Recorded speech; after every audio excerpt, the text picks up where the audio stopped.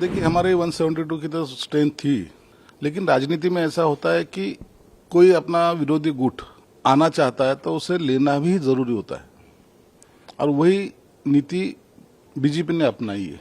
जो शरद पवार साहब के खंदे समर्थक थे वही अचानक आए। मुझे पता था ये सब बातें आएंगे करके, लेकिन इतने भी जल्दी आएंगे ये पता नहीं था।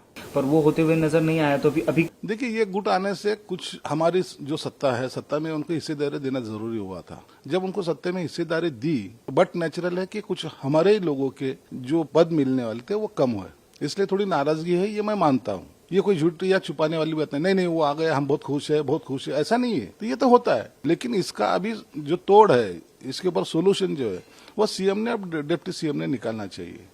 नहीं तो ये नाराजगी बढ़ना ये अपने लिए भी ठीक नहीं है। 40 लोगों का जो गुट जो निकला था वो ओनली एकनाथ शिंदे पे भरोसा करके निकले, और शिंदे साहब का उनका एक अलग सा ये नेचर बोलो या तो वो अलग से सोच है उनकी, वो हम किसी को भी बाहर नहीं जाने देंगे, ये पक्का है। देखो राष्ट्रवादी के हमने पहले से खिलाफ थे, और आज भी वो शरद पवार साहब के हम खिलाफ में हैं।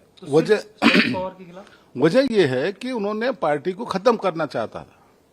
उनका एक स्टेटमेंट है, उन्होंने ये भी बोला था कि जो बाला साहब के हयात में मुझे जो कर नहीं सका, मैं वो अब करके दिखाऊंगा।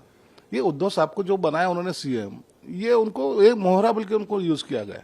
अब 2.5 साल देखेंगे, सीएम होते हुए भी महाराष्ट्र को सीएम नहीं थे, और पूरा राज वो राष्ट्रवादी चला रही थी। वो निधि देना हो या कुछ भी हो, ये सब चीजें उनके मार्फत ही हो रही थी, वही कर रहे थे। उसके लिए हमने उनको विरोध किया था, और हमारा जायज है। आज भी हम बोलते हैं कि वो टाइम जो सताया गया था वो उन्होंने बहुत ज्यादा सताया था, इसलिए हमको ये उठाव करना पड़ा था। और हम उद्धव साहब को यही कहते थे कि आप पार्टी छोड़ो, उनका साथ छोड़ो, यही हमारी मांग थी ना। पर सर अभी तो आप कैबिनेट में उनके साथ बैठेंगे तो कहीं ना कहीं मतभेद तो दिखेंगे। देखिए अब हमारा यूपीए का शासन पहले हो चुका है, हमने हमारी सत्ता स्थापित की है। अब वो हमारे साथ आए हैं, हम उनके साथ नहीं गए।